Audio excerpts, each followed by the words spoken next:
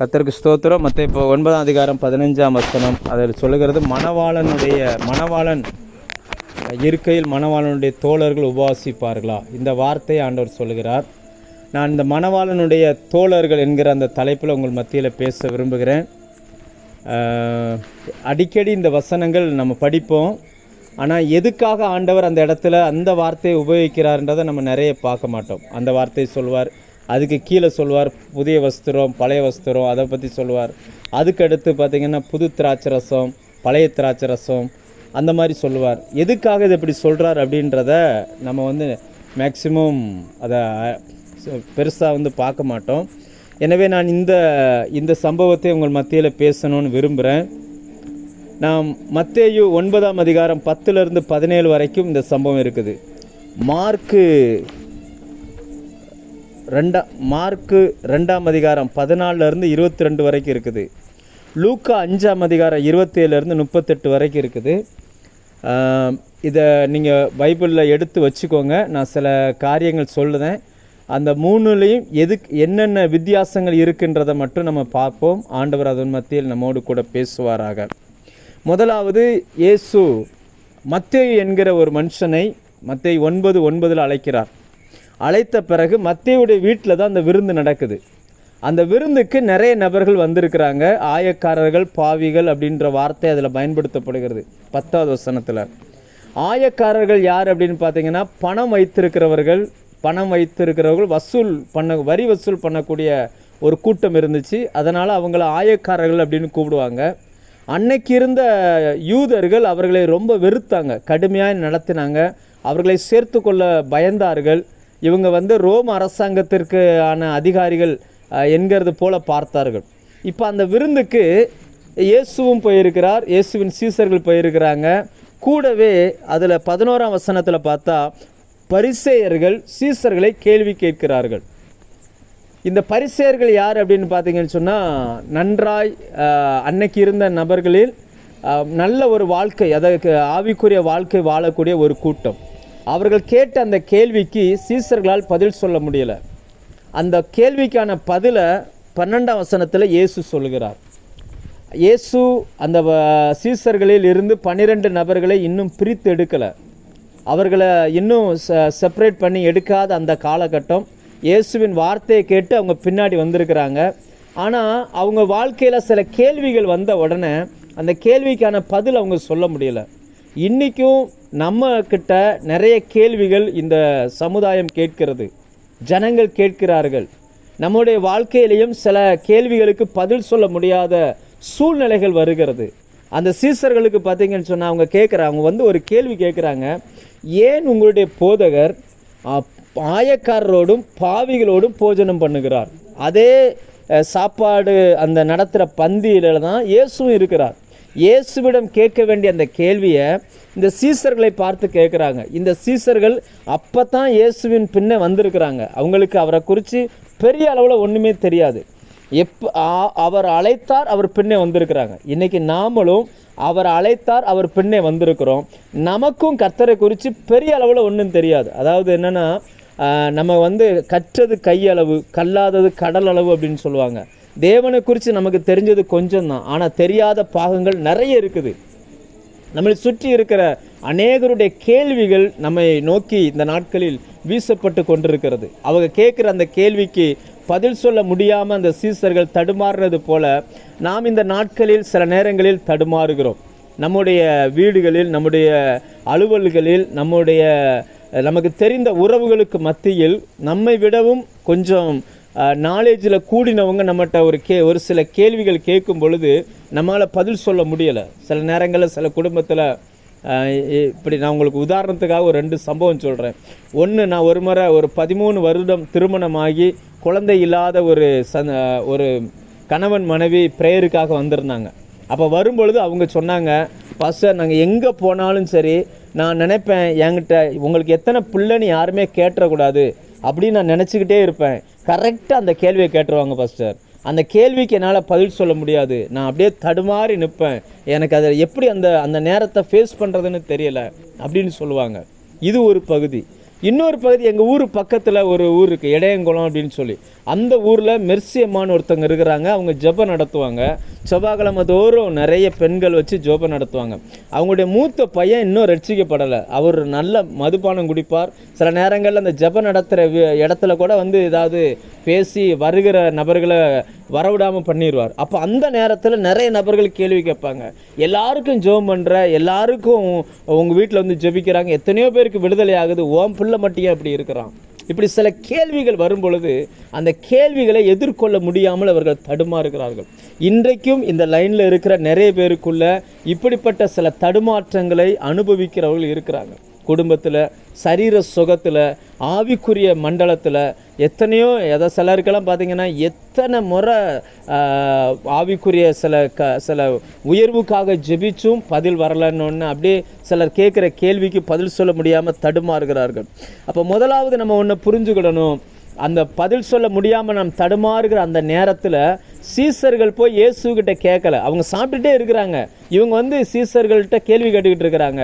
ஆனால் இயேசு எந்த இடத்துல உட்காந்து சாப்பிட்டாருன்னு தெரியல. கரெக்டாக இயேசு அந்த பதிலை சொல்ல ஆரம்பித்தார். அப்போ இதுலேருந்து நம்ம என்ன புரிஞ்சுக்கிறோம்னு சொன்னால், நம்மால் பதில் சொல்ல முடியாத சில கேள்விகளுக்கு கர்த்தர் பதில் சொல்ல ஆரம்பிக்கிறார். அவர் நமக்காய் பேச ஆரம்பிக்கிறார். மனிதன் பேசும்பொழுது புரியாத இருதயங்களுக்கு கர்த்தர் பேசும்பொழுது சரியாய் புரியும். அவர் பேச ஆரம்பிக்கிறார். கேள்வி இயேசுவிடம் கேட்க வேண்டிய கேள்வியை சீசர்கிட்ட கேட்டாங்க. ஆனால் சீசர்கள் சொல்ல வேண்டிய இடத்துல, பதில் சொல்ல வேண்டிய இடத்துல அவர்களால் பதில் சொல்ல முடியாததுனால இயேசு வந்து அதற்கான பதிலை சொல்ல ஆரம்பிக்கிறார். அந்த பதிலை கேட்டு அவங்களால அதுக்கான அப்படியே ஷாக் ஆகிட்டாங்க. ஏன்னா அப்போ தான் இந்த வார்த்தையை அவர் சொல்லுகிறார், மணவாளனுடைய தோழர்கள் உபவாசிப்பார்களா அப்படின்றார். அவங்க கேட்ட கேள்விக்கும் இவர் சொல்லுகிற பதிலுக்கும் சம்பந்தம் இல்லாதது போல தெரியும். ஆனால் என்ன அர்த்தம்னா, அவங்க கல்யாண வீட்டில் உட்காந்துருக்கல. அவங்க இருக்கிறது அழைக்கப்பட்ட மத்தேயு என்கிற ஒரு இன்கம் டேக்ஸ் ஆஃபீஸருடைய வீட்டில் அந்த பந்தி நடந்துக்கிட்டு இருக்குது. அப்போ திடீர்னு மேரேஜ் சம்பந்தமான ஒரு கேள்வியை இவர் சொல்லுகிறார். ரைட், இதை நினைவில் வச்சுக்கோங்க. இந்த வேத பகுதியில் பரிசேயர்கள் மட்டும்தான் கேள்வி கேட்குறதாய் எழுதப்பட்டிருக்குது. அடுத்து ரெண்டாவது இன்னொரு கூட்டம் வந்து அவங்க 14ஆம் வசனம் வந்தீங்கன்னா, யோவானுடைய சீசர்கள் இயேசுகிட்ட வந்து ஒரு கேள்வி கேட்குறாங்க. அவங்க என்ன சொல்கிறாங்கன்னா, நாங்கள்லாம் உபவாசம் பண்ணுறோம், உங்கள் சீசர்கள் உபவாசம் பண்ணலை அப்படின்றாங்க. இப்போ தான் அந்த சீசர்களே வந்திருக்கிறாங்க. அத்தனை பேரும் கடினமாய் உழைக்கக்கூடியவங்க, கடினமாய் வேலை செய்யக்கூடியவங்க. இவங்களுக்கு பெரிய ஆவிக்குரிய விஷயங்கள்லாம் ஒன்றுமே தெரியாது. நம்ம வேதத்தை ரெகுலராக படிக்கிறவங்களுக்கு தெரியும். அவர்கள் பேதமை உள்ளவர்கள் என்று அவர்கள் அறிந்து கொண்டார்கள். பைபிள் காலேஜ் போனது கிடையாது. அவங்களுக்கு தேவனை குறித்து பெருசாலாம் ஒன்றுமே தெரியாது. நீங்கள் படித்தா நிறைய சந்தேகங்களை அவங்க கேட்டுக்கிட்டே இருப்பாங்க. நம்ம கண்டினியூஸாக படித்தோம்னா இயேசுகிட்ட நிறைய சந்தேகங்கள் கேட்டுக்கிட்டே இருப்பாங்க. ஆனால் அதை நம்மளுடைய வீக்னஸை வச்சு இன்றைக்கி கேள்வி கேட்குறாங்க. அப்படி அவர்கள் கேள்வி கேட்கும் பொழுது சீசர்கள் அமைதியாக இருந்தாங்க. அதனால் இயேசு அங்கே பேசுகிறார். இந்த நாட்களில் நம்மை குறித்து கேள்வி கேட்குற மனிதர்கள்ட்ட பதில் இல்லை அப்படின்னா நீங்கள் எந்த பதிலுமே சொல்லாதீங்க, கொஞ்ச நேரம் அமைதியாக இருங்க. கர்த்தர் உங்களுக்காய் அவர் பேசுவார். ரைட், நம்ம இன்றைக்கி வந்து அந்த இயேசு ஏன் மணவாளனுடைய தோழர்கள் உபவாசிப்பார்களா அந்த வார்த்தையை சொன்னார்ன்றது தான் நம்ம அந்த பதிலை கண்டுபிடிக்க போகிறோம். ரெண்டாவது மார்க்கு 2ஆம் அதிகாரம் அதில் 14 to 22 வரைக்கும் வாசித்தோம் அப்படின்னா, அங்கேயும் சேம் இதே சம்பவம் போட்டிருக்குது. அதில் இன்னும் கொஞ்சம் தெளிவாக போட்டிருக்குது. அதில் பார்த்தீங்கன்னா 15ஆம் வசனத்தில் அவங்க பந்தி இருந்த அந்த வீடு லேவியின் வீடு. கரெக்டாக அந்த மத்தேயுவில் படிச்சிங்கன்னு சொன்னால் அவர் வீட்டில் பந்தி இருக்கேன்னு இருக்கும், யார் வீடுன்னு இருக்காது. ஆனால் மார்க்குக்கு வந்தீங்க அப்படின்னாச்சுன்னா அவர் பந்தி இருந்த அந்த விருந்து கொடுத்த வீடு லேவியின் வீடு. அதாவது மத்தேயுவுக்கு இன்னொரு பேர் லேவி. அந்த மத்தேயோட வீட்டில் தான் அவங்க பந்தி இருக்கிறார். அப்போது முதல்ல கேள்வி கேட்கும்போது ஒரு கூட்டம் தான் வந்துச்சு, பரிசேயர்கள். இங்கே மார்க்கு பதிவு பண்ணும்போது 16ஆம் வசனத்தில் 2 கூட்டத்தை பதிவு பண்ணுகிறார். ஒருவர் பரிசேயர், இன்னொருவர் வேதபாரகர்கள். சீசர்கள்ட்ட வந்து சேம் அதே மாதிரி கேள்வி கேட்குறாங்க. அதான் முதல்ல ஒரு கூட்டம் கேள்வி கேட்குது, அந்த கூட்டத்துக்கான பதிலே தெரியலை. 10ஆவதுக்கு இப்போ அடுத்து இன்னொரு கூட்டம் வந்திருக்குது.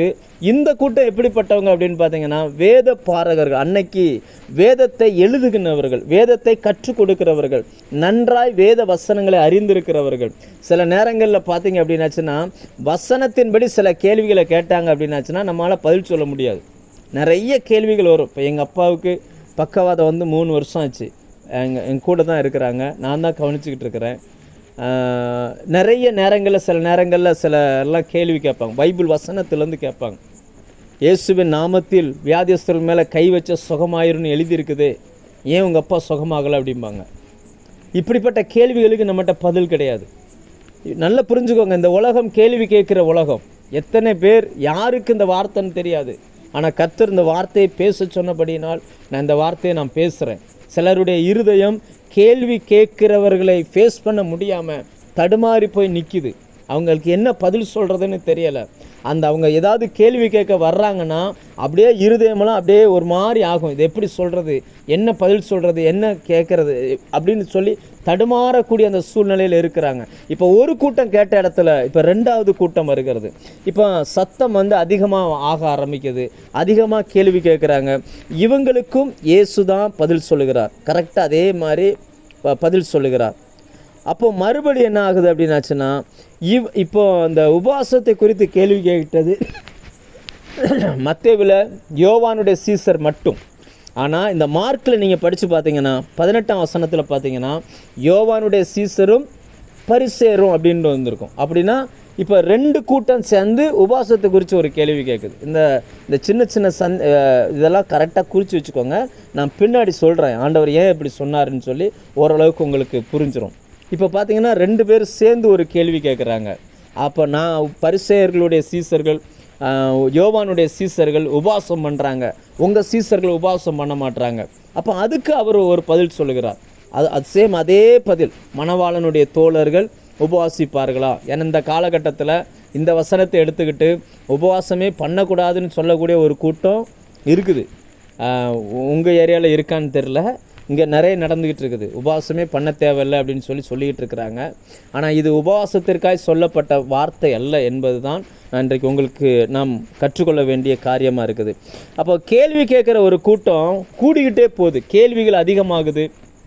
ஆரம்பத்தில் கொஞ்சமாக இருந்துச்சு, இப்போ அதிகமாகிட்டே போகுது. நாள் ஆக ஆக பிரச்சனைகள் கூடுது. அதாவது அந்த கேள்விக்கு பதில் சொல்ல முடியாமல் தடுமாறக்கூடிய அந்த சூழ்நிலை வருது. நிறைய பேர்லாம் பார்த்தீங்கன்னு சொல்லியாச்சுன்னா சிலர் யோசிப்பாங்க, எனக்கு ஈக்குவலான மனிதனாக இருந்தால் நான் பேசிடலாம், ஆனால் என்னை பார்க்கிலும் அதிகமான நாலேஜ் உள்ள மனிதனாக இருக்கும் பொழுது நான் எப்படி அவர்களுக்கு பதில் சொல்ல முடியும்னு சொல்லி நம்ம தடுமாறலாம். அப்படிப்பட்ட சூழ்நிலையில் ஒன்றை புரிந்து கொள்ளுங்கள், எத்தனை நபர்கள் உங்களை சுற்றி நின்று கேள்வி கேட்டாலும் அத்தனை மனிதர்களுக்கும் புரிகிற வகையில் இயேசு பேசுவார். அவர் கர்த்தர் பேசக்கூடிய ஒரு காலகட்டத்தில் நம்ம வந்திருக்கிறோம். கேள்விகள் கேட்டு சில நேரங்களில் கேள்வி கேட்குறவர்களால் உங்கள் இருதயங்கள் உடைந்து போயிருக்கலாம். உங்கள் இருதயத்துக்குள்ள அழுகையும் கண்ணீரும் காயங்களோடு கூட நீங்கள் காணப்படலாம். உங்களுக்கு ஒரு சந்தோஷமான விஷயத்தை நான் சொல்கிறேன், சீசர்களால் பதில் சொல்ல முடியாமல் திணறின அந்த கேள்விக்கு இயேசுவே பதில் சொன்னார். அவர் பதில் சொல்லும் பொழுது அங்கிருந்த அத்தனை பேருடைய நாவுகளும் அடைக்கப்பட்டது. நல்ல புரிஞ்சுக்கோங்க, நம்மை நோக்கி எத்தனை மனிதர்கள் கேள்வி கேட்குறாங்களோ அவங்க நாக்கு வலது பக்கம் எத்தனை பக்கம் அசைஞ்சிச்சோ, இடது பக்கம் எத்தனை பக்கம் அசைஞ்சிச்சோ, எல்லாவற்றையும் கணக்கில் வைத்திருக்கிற ஒரு தெய்வம் இருக்கிறார். எல்லாவற்றுக்கும் பதில் கொடுக்கிற ஒரு தெய்வம் இருக்கிறார். அந்த தேவனை தான் நீங்களும் நானும் ஆராதித்து கொண்டிருக்கிறோம். அந்த தேவன் என்றென்றும் உள்ள சதா காலமும் நம்முடைய தேவனாய் இருக்கிறார். அவர் ஞானத்தில் ஐஸ்வர்யம் உள்ளவர். அவர் பேசும் பொழுது ஒரு மனுஷனும் அவருக்கு எதிர்த்து பதில் பேச முடியாது. இப்போ டக்குன்னு அவர் அடுத்து ஒரு பதில் சொல்லுகிறார், இதே பதிலை சொல்லுகிறார், மணவாளனுடைய தோழர்கள் உபவாசிப்பார்களா அப்படின்னு சொல்லி. மணவாளன் அவர்களை விட்டு எடுபடும் நாட்கள் வரும், அப்பொழுது அவர்கள் உபவாசிப்பார்கள் அப்படின்னு ஒரு வார்த்தையை சொல்லுகிறார். அதோடு அது முடியுது. அதுக்கப்புறம் அந்த திராட்சை ரசம் இதெல்லாம் சொல்லி அதோடு முடிச்சிருந்தாரு. அதுக்கான பதில் எழுதப்படலை. அடுத்து லூக்காவுக்கு வந்தோம்னா லூக்கா 5ஆம் அதிகாரம் 27 38 வரைக்கும் இந்த சம்பவம் இருக்குது. அதில் 27ஆம் வசனம் வாசிங்க அப்படின்னாச்சுன்னா, லேவி ஒரு ஆயக்காரன் அப்படின்னு போட்டிருக்கோம். அதாவது மத்தேயுவில் அது யாருடைய வீடுன்றது இல்லை, ஆனால் மார்க்கில் அது லேவியினுடைய வீடு, அங்கே விருந்து இருந்துச்சு அப்படின்னு இருக்குது. லூக்கான்னு வந்துச்சிங்கன்னா லூக்காவில் லேவி ஒரு ஆயக்காரன், இந்த வார்த்தையை லூக்கா பதிவு பண்ணுகிறார். நல்ல கவனிங்க, வேதம் 3 நபர்களும் பதிவு பண்ணாலும் 3 நபர்களும் 3 வித்தியாசமான கோணத்தில் இதை பதிவு பண்ணி வைக்கிறாங்க. இப்போ ஒரு ஆயக்காரனுடைய வீடு, இப்போ நம்ம வச்சுக்கிறோம், ஒரு கவர்மெண்ட் ஸ்டாஃப் ஒரு பந்தி வைக்கிறார், ஒரு விருந்து வைக்கிறார்னா நிறைய கவர்மெண்ட் ஸ்டாஃப் அழைக்கப்படுவார். அவரோடு வேலை செஞ்சவங்க, தெரிஞ்சவங்க, உறவுக்காரங்க, மேலதிகாரிகள், இவங்கெல்லாம் அழைக்கப்படுவாங்க இல்லையா? இப்படி தான் அவர்கள் வந்தார்கள். அந்த கூட்டத்தில் இந்த பரிசேயர்கள் வேதப்பாரர்கள் இவங்களும் வந்திருக்காங்க. இப்போ இவங்களுக்கு பிரச்சனை என்ன அப்படின்னாச்சுன்னா, லேவி விருந்து வைக்கிறது இவங்களுக்கு பிரச்சனை இல்லை, இயேசு எப்படி இவங்க கூட உட்காந்துருக்கலாம், அதான் பிரச்சனை. இவர்கள் குறைவுள்ளவர்கள், இவர்களோடு எப்படி அவர் உட்காந்துருக்கலாம். இன்றைக்கி நிறைய நேரங்களில் நம்மளை குறித்து மனிதர்கள் பேசுகிற விஷயம் என்னென்னா, இயேசுவை பற்றி பிரச்சனை இல்லை, நீ இவ்வளவு நாள் ஜெபம் பண்ணி ஏன் பதில் வாங்கலை, நீ இவ்வளவு நாள் பைபிள் படித்து ஏன் உன் குடும்பத்தில் சூழ்நிலை மாறலை, நீ இவ்வளவு நாள் தேவனை ஆராதிச்சு இன்னும் உனக்கு கடன் தீரலையே, இதுதான் பிரச்சனையாக இருக்குது. இதுதான் இன்றைக்கி போகிற பிரச்சனையாக இருக்குது. அத்தனை பேரும் குறை கண்டுபிடிக்கிற ஒரு கூட்டம். இந்த லூக்கா இன்னும் தெளிவாய் எழுதுகிறார் பாருங்கள். 30ஆம் வசனம் வாசிச்சிங்கன்னா, வேதப்பாரகர் பரிசேயர், மத்தேயுல வேதப்பாரகர் பரிசேயர் மட்டும், மார்க்கில் வேதப்பாரகரும் பரிசேயரும், லூக்காவில் வரும்பொழுது அதே தான் 2 பேர் வர்றாங்க, கூட வேற ஒரு வார்த்தையை சேர்த்து எழுதுகிறார் பாருங்கள். வேதப்பாரகர் பரிசேயர் இவர்கள் முறுமுறுத்து கேள்வி கேட்டார்கள். பயங்கர முறுமுறுப்பு வருது, அதாவது அவங்களால ஏற்றுக்கொள்ள முடியலை. எப்போ முறுமுறுப்பு வரும்னா, ஒருவர் செய்கிற செயலை ஏற்றுக்கொள்ள முடியாத சூழ்நிலை வரும் பொழுது முறுமுறுப்பு வரும். இவங்களுக்கு பயங்கர முறுமுறுப்பு. அது எப்படி இவங்க செஞ்சிடலாம்? ஏன்னா அந்த சீசர்கள் அந்த அந்த அன்னைக்கு இருந்த காலகட்டத்தில் இயேசு ஒரு பெரிய ஊழியக்காரராய் மதிக்கப்பட்டார். அவர் போன இடங்கள்லாம் அற்புதம் நடந்துச்சு, வியாதியஸ்தர்கள் சுகமானாங்க, மரித்தோர் எழுந்திருந்தாங்க. அந்த காலகட்டத்தில் அவருக்கு போட்டிருக்கிற முதல் தரமான அந்த பந்தியில் தகுதியில்லாத இவர்கள் போய் உட்காந்துட்டாங்களே, அதுதான் அவங்களுக்கு பிரச்சனை. இன்னைக்கு கர்த்தர் ஒரு தேவ பிள்ளையை உயர்த்தும் பொழுது சுற்றி இருக்கிற அநேகருக்குள்ள முறுமுறுப்பு உண்டாகிறது. தேவன் ஆவிக்குரிய வரத்தை ஒரு மனுஷனுக்கு கொடுக்கும் பொழுது சுற்றி இருக்கிற மற்றவர்களுக்கு முறுமுறுப்பு உண்டாகிறது. ஏன்னா கர்த்தர் தகுதி பார்த்து கொடுக்கிறவர் அல்ல, இருதயத்தை பார்த்து கொடுக்கிறார். நான் அடிக்கடி ஊழியர்கள் கூடுகையில் ஒரு வார்த்தையை உச்சரிப்பது உண்டு. தேவனிடத்தில் சீனியாரிட்டி எடுபடாது, சின்சியாரிட்டி மட்டும்தான் எடுபடும். அதாவது நான் 20 வருஷமாக இருக்கிறேன், 30 வருஷமாக இருக்கிறேன், 40 வருஷமாக இருக்கிறேன்னா அங்கே செல்லுபடி ஆகாது. நீ எப்படி இருக்கிற, எத்தனை வருஷம் இருக்கிறன்றது முக்கியம் இல்லை, இந்த செகண்ட் இப்போ நீ எப்படி இருக்கிற அதான் முக்கியம். அப்போது இவங்க என்னென்னா, நாங்கள் பரிசேயர்கள், நாங்கள் வேதப்பாரர்கள், நாங்கள் பிரித்தெடுக்கப்பட்டவர்கள், நாங்கள் அப்படிப்பட்டவர்கள் இப்படிப்பட்டவர்கள், நாங்கள் கரெக்டாக இருக்கிறோம். ஆனால் இவர்கள் இப்படி இருக்கிறாங்களே, இவங்க யார்? நேற்று வரைக்கும் மீன் பிடிச்சிக்கிட்டு இருந்தவங்க தானே, இவங்களுக்கு பெருசாக என்ன தெரிஞ்சிட போகுது, இவங்க எப்படி இந்த வரிசையில் உட்காந்தாங்க அப்படின்னு சொல்லி உடனே அவங்கள எதிர்ப்பதற்கு பதிலாக ஒரு கேள்வியை மறுபடியும் கேட்குறாங்க. இன்றைக்கி எத்தனை பேருடைய முறுமுறுப்பு இருதயத்துக்குள்ளே, அதாவது சிலருக்கு கேள்வி வெளியில் வரல, உள்ளுக்குள்ளே இருக்குது. அதாவது குக்கர் பார்த்திங்கன்னா கொதிச்சுக்கிட்டு இருக்கும், ஆனால் மேலே ஆவி வராது, உள்ளுக்குள்ளே கொதிச்சுக்கிட்டே தான் இருக்கும். அதே போல் சிலருடைய இருதயம் உள்ளுக்குள்ளே கொதிச்சுக்கிட்டே இருக்குது, வெளியில் ஆவி வரல, அவ்வளவுதான். அப்படிப்பட்ட சில மனிதர் கூட்டமும் நம்மை சுற்றி வாழ்ந்து கொண்டிருக்கிறார்கள். இந்த சீசர்களை கொஞ்சம் யோசிச்சு பாருங்கள். அவங்களுக்கு என்ன தெரியும்? இயேசு கூப்பிட்டாரு, இவங்க வந்துட்டாங்க, அவ்வளோதான். அவர் யார் என்னன்னு தெரியாது, எங்கே இருந்து என்ன பண்ண போகிறாரு எதுவுமே தெரியாது. இயேசுவுக்கும் அன்னைக்கு இருந்த அந்த சீசர்களுக்கும் அழைப்பை தவிர வேறு எந்த உறவுமே கிடையாது. போவார், என் பின்னே வாருங்கள் மாதிரி வந்துடுவாங்க. ஏதோ ஒரு அற்புதம் நடக்காத பார்த்து ஷாக்காகி நிற்கும் போது என் கூட வாங்க அப்படிம்பார், அப்படியே வந்துடுவாங்க, அவ்வளவுதான். அவர் என்ன ஏது எதுவுமே தெரியாது. ஆனால் இன்றைக்கி நம்மளும் அதே கண்டிஷனில் தான் நம்ம இருக்கிறோம். நாம் அவரை பின்பற்றி வந்தபடியினால் இந்த உலகம் நம்மிடத்தில் நிறைய கேள்விகளை கேட்கிறது. பதில் சொல்ல முடியாத கேள்விகளை கேட்டு நாம் திணறுகிறதை பார்த்து சந்தோஷப்படுகிற மக்கள் கூட்டம், பதில் சொல்ல முடியாத கேள்விகளை நம்மை நோக்கி கேட்க வேண்டும் என்று காத்திருக்கிற மக்கள் கூட்டம். அவங்க எப்படி கேட்குறாங்களாம்? முறுமுறுப்போடு கேட்குறாங்க, ரொம்ப முறுமுறுத்து அந்த ஒரு கேள்வியை கேட்குறாங்க. அப்போ இப்பவும் இங்கேயும் அதே சேம் சம்பவம் தான். இயேசு தான் அவர்களுக்கு பதில் சொல்லுகிறார். இதில் இப்போ இந்த உபவாசத்தை குறித்து மத்தேயுல ஒரு கூட்டம் தான் கேட்குது, யோவானுடைய சீசர். மார்க்கில் யோவானுடைய சீசரும் பரிசேயரும். லூக்காவுக்கு வந்தீங்க அப்படின்னாச்சுன்னா, லூக்காவில் இந்த 3 கூட்டமே போய் கேட்குது. 33ஆம் வசனத்தில் அவர்கள் அப்படின்னு போட்டிருக்காரு, அவர்கள் அப்படின்னு. அப்போனா இந்த 3 கூட்டமுமே போய் இப்போ கேள்வி கேட்குறாங்க. அந்த கேள்விக்கு சேம் ஒரே பதில் தான். அப்படின்னா அர்த்தம் என்னென்னா, 3 வேறு நேரத்தில் நடந்துச்சானா? அப்படி இல்லை, 3 ஒரே நேரத்தில் தான் நடந்துச்சு. ஆனால் இந்த 3ம் வேறு ஒரு கோணங்களில் எழுதி வைக்கப்பட்டிருக்கிறது. சரி, இப்போ இயேசு சொன்ன அந்த பதில் என்ன? அவர் சொன்னார், மணவாளனுடைய தோழர்கள் உபாசிப்பார்களா? மணவாளன் எடுபடும் நாட்கள் வரும், அப்பொழுது உபவாசிப்பார்கள் அப்படின்னு சொன்னார். அப்போ அதில் வருகிற மணவாளன் இயேசு என்பது நமக்கு தெரியும். மணவாளனுடைய தோழர்கள்னா யார் அவன் ஆண்டவர் மென்ஷன் பண்ணுகிறார். அவர் சொன்ன அந்த பதில் அந்த 3 கூட்டத்துக்கு ஒரே ஒரு கூட்டத்துக்கு மட்டும்தான் புரிஞ்சிச்சு, மற்ற 2 பேருக்கு புரியலை. இன்னும் இங்கே பைபிள் முழுக்க படித்து பாருங்கள், ஆண்டவர் பேசுகிற சில கேள்விகள், சில பதில்கள் ஒரு கூட்டத்துக்கு மட்டும்தான் புரியும், மற்ற கூட்டத்துக்கு புரியாது. என்ன அதுக்கான அர்த்தம் என்ன? யோவான் 3ஆம் அதிகாரம் எடுத்திங்கன்னா 25லேருந்து 36 வரைக்கும் ஒரு சம்பவம் எழுதப்பட்டிருக்குது. அதாவது அந்த ஒரு குறிப்பிட்ட இடத்துல தண்ணீர் நிறைய இருக்குது, அங்கே ஞானஸ்தானம் கொடுத்துக்கிட்டு இருக்கிறாங்க.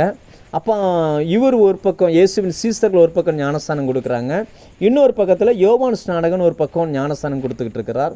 அப்போ யோவான் ஸ்நானகனுடைய சீசர்கள் அங்கே இருக்கிறாங்க, யோவானோடு கூட இருக்கிறாங்க. அப்போ யோவான்கிட்ட இந்த சில கேள்விகளை இவங்க சொல்கிறாங்க. நீங்கள் அக்கறையில் ஞானஸ்தானம் கொடுத்தீங்களே, நீங்கள் கூட சாட்சி சொன்னீங்களே, அதுவும் அவர் நிறைய பேருக்கு ஞானஸ்தானம் கொடுக்குறார், எல்லாரும் அவரிடத்துல போகிறாங்க அப்படின்னோடனே அப்போ அவர் சில மேட்டரை பேசுகிறார். அதில் குறிப்பாக அந்த 29ஆம் வசனம் வாசிங்கன்னா அவர் சொல்லுகிறார், யோவான் ஸ்நானகன் சொல்லுகிறார், மணவாட்டிய உடையவனே மணவாளன், மணவாளனுடைய தோழன் மணவாளன் அருகே நின்று மணவாளனுடைய சத்தத்தை கேட்டு சந்தோஷப்படுகிறவர் அப்படின்றார். அப்போ இதன் மூலமாக அவர் என்ன சொல்ல வர்றார்னா, இயேசு கிறிஸ்து மணவாளன் என்றும் யோவான் ஸ்நானகன் தன்னை மணவாளனுடைய தோழன் என்றும் சொல்லுகிறார். இந்த யோவான் ஸ்நானகனுடைய இந்த ஸ்டேட்மெண்ட்டை யோவான் ஸ்நானகனுடைய சீசர்கள் நன்றாய் கேட்டிருந்தார்கள். அதனால் இயேசு பேசின அந்த வார்த்தையின் அர்த்தம் யோவான் ஸ்நானகனுடைய சீசர்களுக்கு மட்டும்தான் புரிஞ்சிச்சு. ஏன்னா அந்த காலகட்டத்தில் யோவான் ஸ்நானகன் அதாவது இயேசுவை சொன்னார் இல்லையா, ஸ்திரீகளிடத்தில் பிறந்தவர்களில் யோவானை பார்க்கிலும் பெரியவன் ஒருவனுமே இல்லை. அன்னைக்கு இருந்த ஜனங்கள் மத்தியில், இருந்த ஊழியக்காரங்க மத்தியில் மிகவும் பிரபலமாகவும் மிகவும் ஒரு ஆவிக்குரிய ரீதியிலையும் யோவான் ஸ்நானகன் பேசப்பட்டார். அந்த யோவான் ஸ்நானகன் தன்னை யோவான் இயேசுவினுடைய அதாவது மணவாளனுடைய தோழன் அப்படின்னு சொல்லுகிறார். அப்போ இயேசு இங்கே சொல்லுகிற அந்த பதில் மூலமாக என்ன சொல்கிறார் அப்படின்னாச்சுன்னா, இந்த சீசர்களை யாரோட கம்பேர் பண்ணுறார் அப்படின்னாச்சுன்னா யோவான் ஸ்நானகனோட கம்பேர் பண்ணுகிறார். அதாவது இன்றைக்கி நம்மளை பார்த்து இந்த உலகம் கேள்வி கேட்குது, நாம் நம்மளை எப்படி பார்க்குறோன்றது அவசியம் இல்லை, இயேசு நம்மளை எப்படி பார்க்குறாரு அப்படின்னாச்சுன்னா யோவான் ஸ்நானகனோடு நம்மளை கம்பேர் பண்ணி பார்க்குறார். அதாவது என்ன சொல்கிறார் அப்படின்னா, யோவான் ஸ்நானகன் எப்படி இயேசுவுக்கு வழியை ஆயத்தம் பண்ண வந்தாரோ நாமும் அந்த வேலையை தான் நம்ம செஞ்சுக்கிட்டு இருக்கிறோம். அந்த சீசர்களை பார்த்து சொல்லாமல் ஒரு விஷயத்தை சொன்னார். அப்படின்னா அர்த்தம் என்னென்னா, நீங்கள்லாம் ரபி போதகர்னு சொல்கிறீங்களே யோவான் ஸ்நானகன், அந்த யோவான் ஸ்நானகனுக்கு இணையானவர்கள் தான் என்னுடைய சீசர்கள் அப்படின்றார். இவங்களுக்கு ஒன்றுமே தெரியாது. யோவான் ஸ்நானகன் கருவில் இருக்கும் பொழுதே மரியாளுடைய சத்தத்தை கேட்டு கருவிலேயே அந்த குழந்தை துள்ளினது, கருவிலேயே அபிஷேகத்தை பெற்ற மனுஷனாக இருந்தார். வனாந்தரத்தில் கூப்பிடுகிறவனுடைய சத்தம் என்று ஏசாயா தீர்க்கதரிசினால் உரைக்கப்பட்ட தேவ மனுஷன், கர்த்தருக்காய் பலத்த காரியங்களை செய்தவன். மல்கியா புக்கு முடியும் பொழுது யோவான் ஸ்நானகனுடைய பிறப்பை குறித்து அந்த தீர்க்க தரிசனத்தோடு முடிகிறது. ஆனால் ஆண்டவர் பாருங்க, சாதாரண சீசர்கள் அப்போ தான் அழைக்கப்பட்டிருக்கிறாங்க, அவங்களுக்கு ஒன்றுமே தெரியாது. அந்த சீசர்களை யோவான் ஸ்நானகனோடு அவர் கம்பேர் பண்ணுகிறார். அப்போ இதுலேருந்து நம்ம ஒன்று புரிஞ்சுக்கிடணும், இயேசு நம்ம யாருக்கிட்டையும் விட்டு கொடுக்கறதில்லை, எந்த சூழ்நிலையிலையும் நம்ம விட்டு கொடுக்கறதில்லை. அவர் நம்மளை பார்க்கிற பார்வை எப்படிப்பட்டது அப்படின்னா, இந்த பூமியில் இருக்கிறதுலேயே பிறந்தவர்களிலேயே மிகவும் பெரிய ஒரு மனுஷனாய் மதிக்கப்பட்ட யோவான் ஸ்நானகனை பார்க்கும் பொழுது எப்படி பார்த்தாரோ அதே பார்வையில் தான் நம்மளை பார்க்குறார். இன்றைக்கி அதே பார்வையில் தான் அவர் நம்மளை பார்க்குறார். அவர் சொன்ன அந்த பதில் யோவானுடைய சீசர்களுக்கு மட்டும்தான் புரிஞ்சிச்சு, மற்ற 2 பேருக்கும் புரியவே இல்லை. அப்படின்னா இதுக்கும் உபவாசத்துக்கும் சம்மந்தமே கிடையாது. அதாவது நம்ம உபவாசம் பண்ணணுமானா 100% பண்ணணும், உபவாசம் இருக்கணுமா அது தேவைதானா 100% தேவை. இதை வச்சுட்டு மணவாளன் இப்பவும் என் கூட தான் இருக்கிறாரு, நான் உபவாசிக்க மாட்டேன் அப்படின்னா அவங்களுக்கு சரியாக புரியலை, வேதத்தின் அந்த மகத்துவம் புரியலைன்னு அர்த்தம். உபவாசம் செய்யணுமான கட்டாயமாக பண்ணணும். வேதம் தெளிவாய் அதுக்கான சில காரியங்களை சொல்லுகிறது. அப்போ நம்ம இதுக்கான பதிலை நம்ம கண்டுபிடிச்சிருக்கிறோம். இது நம்ம எதை காட்டுகிறது அப்படின்னாச்சுன்னா, ஆண்டவர் நம்மளை எப்படி பார்க்கிறார் பாருங்கள், எந்த சூழ்நிலையில் அவர் நம்மளை வச்சு பார்க்குறார். அன்னைக்கு இருந்த யோவான் ஸ்நானகனை பார்க்கல. அதை அடையாளப்படுத்த தான் பின்னாடி 2 காரியம் சொல்லுகிறார். ஒன்று பழைய வஸ்திரம், ஒன்று புதிய வஸ்திரம்ன்றார். அடுத்து புது திராட்சரசம், பழைய திராட்சரசம்ன்றார். திராட்சரசம் என்பது உடன்படிக்கையை குறிக்குது. இயேசு தன்னுடைய இரத்தத்தை கொடுக்கும்பொழுது, திருவிருந்து எடுக்கும்போது பாஸ்டர் சொல்லி கொடுப்பாங்க இல்லையா, இது இயேசுவினுடைய இரத்தத்தினால் ஆகிய புதிய உடன்படிக்கைக்குரிய அவருடைய இரத்தம் அப்படின்றவாங்க. அப்போ திராட்சரசம் என்பது உடன்படிக்கை. யோவான் ஸ்நானகன் பழைய உடன்படிக்கை என்றால், நீங்களும் நானும் புதிய உடன்படிக்கையில் வாழுகிறோம். இந்த 2ம் ஒன்றா சேராது, இந்த 2ம் ஒன்றா இணையவே முடியாது. அது வேற, நாம் வேற அப்படின்றத ஆண்டவர் அங்கே புரிய வைக்கிறார். அப்போ இயேசுவின் பின்னால் வந்த அந்த சீசர்களை உலகம் வேற மாதிரியா பார்க்குது. அன்னைக்கு இருந்த அறிவு பெருத்தவர்கள் வேற மாதிரியா பார்க்குறாங்க. ஆனால் இயேசு பார்த்த விதமும் வித்தியாசமானது. இவங்க யாருக்கும் பைபிள் தெரியாது, பைபிளை பற்றி ஒன்றுமே தெரியாது. நிறைய காரியங்கள் தப்பாக பேசுவாங்க. நீங்கள் பைபிளை பார்த்தா தெரியும், நிறைய காரியங்கள். ஆனாலும் ஆண்டவர் அவர்களை பொறுமையாக இருந்து தன்னுடைய ஊழியத்தை, தன்னுடைய மேன்மையான பணியை செய்யக்கூடிய பாக்கியத்தை அவர்களுக்கு கொடுத்தார். இன்னைக்கு கிறிஸ்தவம் இவ்வளோ வளர்ந்துருக்கு அப்படின்னாச்சுன்னா, படிப்பறிவு இல்லாத அநேக ஊழியர்கள், அதாவது வேதத்தை மட்டும்தான் தெரியும், வெளி உலகம் எதுவுமே தெரியாது, அப்படி வந்த அநேக மிஷினரிகள் அவர்கள் மூலமாய் பெருகினது தான் இது. அவங்க கர்த்தருக்குள்ளே வந்து வளர்ந்து கொண்டார்கள், அவர்கள் கர்த்தருக்குள்ளே வந்து கற்றுக்கொண்டார்கள். அப்படிப்பட்ட சூழ்நிலையில் பெருகின ஒரு மக்கள் கூட்டம் தான் இன்றைக்கி கிறிஸ்தவ மக்கள் கூட்டம். அதனால் உங்களுக்கு பைபிள் சரியாக தெரியலை, ஆவிக்குரிய வரங்கள் இல்லை, எனக்கு சரியாக ஒன்றுமே தெரிய மாட்டேங்குது, மற்றவங்க கேள்வி கேட்டால் எனக்கு பதில் சொல்ல தெரியலை, இப்படியெல்லாம் உங்களை நீங்கள் தாழ்வாக பார்க்காதீங்க. பரலோகம் உங்களை எப்படி பார்க்குதோ அப்படி பார்க்க பழகிக்கொள்ளுங்கள். நீங்கள் அப்படி உங்களை பார்க்க பழகிக்கிட்டிங்கன்னா பரலோகத்தின் அந்த நன்மை உங்களுடைய சிரசின் மேலே வந்து இறங்கும். நம்ம உபவாசம் பண்ணினா நமக்கு நிறைய இருக்குது, நிறைய வேத பகுதி, அதுக்கு நிறைய எடுக்கலாம். எக்ஸாம்பிளுக்காக ஒரு 4 காரியம். 1, எஸ்தர். தேசத்தினுடைய சட்டம் மாற்றப்பட்டது. இன்றைக்கி அமெரிக்காவுடைய சட்டங்கள், சில சட்டங்கள் மாற்றப்பட வேண்டியது அவசியமாக இருக்குது. நமக்கு தெரியும் என்னெல்லாம் நடந்துக்கிட்டு இருக்குது வேதத்துக்கு அகெயின்ஸ்டாக அப்படின்னு சொல்லி. கண்டிப்பாக அவர்கள் உபாசித்து ஜெபிக்கும் பொழுது தேசத்தின் சட்டங்களை மாற்ற முடியும். உபாசம் பண்ணி ஜெபம் பண்ணாங்க. அடுத்து யோசபாத். எதிரிகள் தங்களுக்குள் வெட்டுண்டு மடிகிறார்கள். உபாசித்து ஜெபிக்கும் பொழுது சூழ்நிலைகள் எல்லாம் எதிராக இருந்தாலும் கூட தேவ பிள்ளைக்கு தேவன் கொடுத்துருக்கிற மிகப்பெரிய ஆயுதம் என்னென்னா உபவாசித்து ஜெபிப்பது. அதாவது புதிய ஏற்பாட்டிலையும் இந்த மாதிரி ரெண்டு உதாரணத்தை நான் உங்கள் முன்னாடி வைக்கிறேன். ஒன்று, சவுல், பவுலாய் மாறின சவுல். அவர் தமஸ்கு வீதியில் வந்து அப்போஸ்தலர் 9:9 20 வரைக்கும் வாசித்து பாருங்கள். அந்த 9ஆம் வசனம் சொல்லும், அவர் இரவும் பகலும் புசியாமலும் குடியாமலும் 3 நாள் உபாசித்து கொண்டிருந்தார். அந்த உபவாசம் அவர் உபவாசம் பண்ணி ஜெபிக்க ஒரு இடத்துல உட்காந்து ஜெபிச்சுக்கிட்டு இருக்கிறாரு. தேவனே இறங்கி வேறொரு இடத்துல போய் வேறொரு மனுஷங்கிட்ட இந்த காரியங்களை பேச ஆரம்பிக்கிறார். நம்ம சில நேரங்கள் நினைக்கிறோம், நம்ம இருக்கிற வீட்டில் ஜெபிக்கிறோம், நாள் கணக்காக ஜெபிக்கிறோம், நிஜமாக இதுக்கான பதிலெலாம் வருமானா? ஒன்றை புரிஞ்சுக்கோங்க, நீங்கள் ஜெபிக்க ஆரம்பிக்கும் பொழுதே தேவன் கிரியை செய்ய ஆரம்பிக்கிறார். நாம் இயேசுவின் நாமத்தில் உபவாசம் இருந்து நீங்கள் ஜெபம் பண்ணிட்டீங்கன்னா பரலோகம் அதற்கான பதிலை கொடுக்காமல் இராது. கண்டிப்பாக ஆண்டவர் இறங்குவார், கண்டிப்பாக சூழ்நிலைகளை மாறும், கண்டிப்பாக அதுக்கான கர்த்தர் உங்களுக்காக உங்கள் சார்பில் அவர் பேச ஆரம்பிக்கிறார். அதே புதிய ஏற்பாட்டில் இன்னொரு வேத பகுதியை பார்த்தீங்கன்னா அப்போஸ்தலர் 13:2 வாசித்து பார்த்தீங்கன்னா, உபவாசம் பண்ணி ஜெபம் பண்ணி கொண்டிருக்கையில் தேவன் ஊழியத்திற்காக சிலரை பிரித்து எடுக்கிறார். நிறைய உபவாசம் பண்ணி ஜெபிக்கும் பொழுது சிலர் மேலே ஊழிய அழைப்பு வருகிறது, சிலரை தேவன் தனக்கென்று பிரித்தெடுக்கிறார். இப்படி நிறைய காரியங்கள். அதாவது தேசத்தின் சட்டம் மாறுது. எதிரிகள் தங்களுக்குள், அதாவது இவங்க கத்தி இல்லாமல் ரத்தம் இல்லாமல் ஒரு பெரிய யுத்தமே நடக்குது. எப்படின்னா அவர்கள் உபவாசம் பண்ணி ஜெபிக்கிறார்கள். நம்ம ஜெபிக்க பரலோகம் நமக்காய் வேலை செய்யும். தனி மனிதனுக்காக கர்த்தர் பேசுகிறார். உபவாசம் பண்ணா பாருங்கள், சவுல் ஜெபம் பண்ணிக்கிட்டு இருக்கிறார். சவுல் ஆகாதுன்னு சொன்ன அனனியா கிட்ட போய் கர்த்தர் பேசுகிறார். சவுல் யார், கருப்பா சிவப்பான்னு கூட அனனியாவுக்கு தெரியாது. ஆனால் அவரை பற்றி கேட்டிருந்ததெல்லாம் தப்பான தகவல்கள்.